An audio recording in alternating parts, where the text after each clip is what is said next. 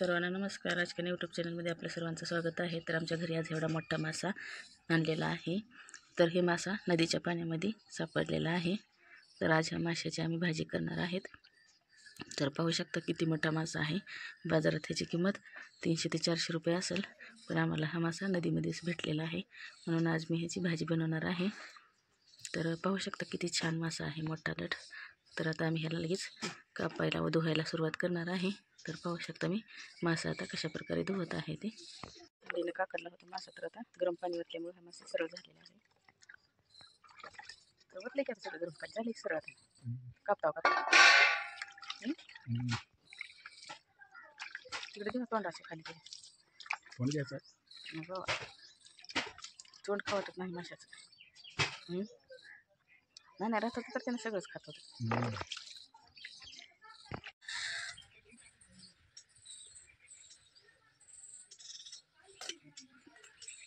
त्याचं पुढं लागेच नाही काय घाण नाही घेतलं, फक्त ती पंखड कापायचं तेवढं. पंखामुळे त्याला पाण्यात हिंडते काय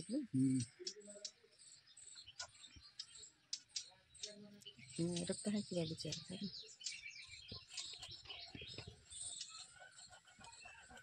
थंडी लईच काकडे काय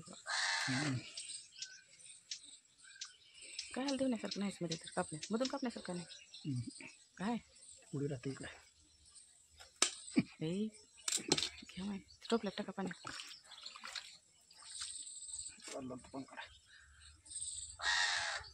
तर मासा धुवायला सुरुवात झालेली आहे आपली.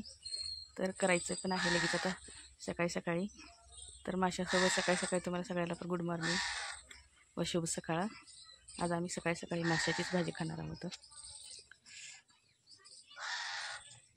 तर मासा धुवून आपला तयार झालेला आहे. तर आता हे बनवायला घेतलंच आहे मी. तर मसाल्याची तयारी करत आहे मी आता. तर लसूण, कोथिंबीर, अद्रकची पेस्ट बनवून घेणार आहे व बाकीचं धनिया पावडर, थोडंसं ज्वारीचं पीठ, हे सगळं मिश्रण करून मी ह्याला सगळ्या मसाल्यामध्ये लावून मस्त फ्राय करून घेणार आहे. तर हे आपल्या एकदम मस्त आणि ताजा ताजा नदीतला मासा आज मी आपल्या जेवणासाठी बनवत आहे. तर पाहू शकता हा मासा पूर्ण 1 किलो भरलेला आहे. तर ह्याच्यामध्ये मी ज्वारीचं पीठ, अद्रक, लसूण ह्याचं पेस्ट करून घेतलेलं आहे व कोथिंबीर पेस्ट करून घेतल्या. तर मी पूर्ण माशाला लावून घेणार आहे. ह्याच्यामध्ये मी सगळं एकत्र मसाला करून घेतलेला आहे. तर हे मसाला पण मी तेलात टाकून ह्याला खाली करून घेणार आहे. तर आता हे सगळं मी ह्याला लावून घेणार आहे मिक्स करून. जास्त मासे आहेत तर बरोबर होतं ह्यालाही.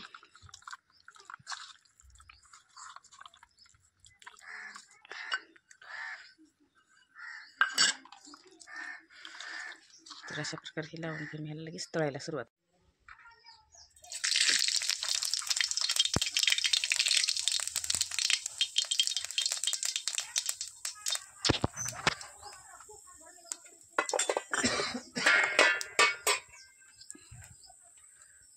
हेल धरा असं.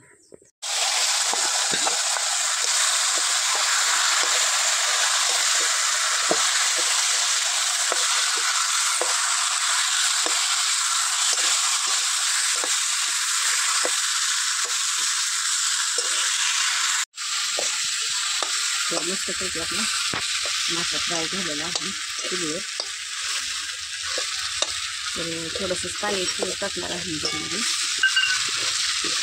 थोडंसं पाणी टाकून या झाकून ठेवणार आहे.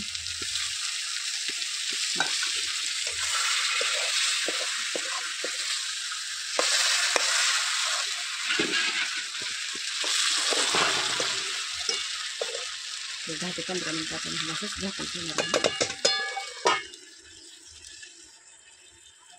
तर बघू आपला मासा आता शिजला असेल. थोडंसं पाणी पण केलेलं आहे जास्त.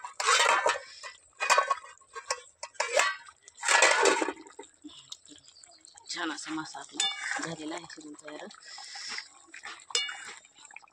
चुलीवर मासा केलेला आहे खमंग आणि मस्त पण झालेला आहे. वास पण छान सुटलेला आहे. तर आता ह्याला मी भाकरीसोबत खायला घेणार आहे. तर माझा मासा कसा झाला एकदम साध्या पद्धतीत व अंड्याला नदीतून ताजा ताजा मासा. तर मला कमेंट करून सांगू शकता. मासा आवडला असेल तर माझ्या चॅनलला सबस्क्राईब व बेल आयकॉनचं बटन दाबायला विसरू नका. धन्यवाद.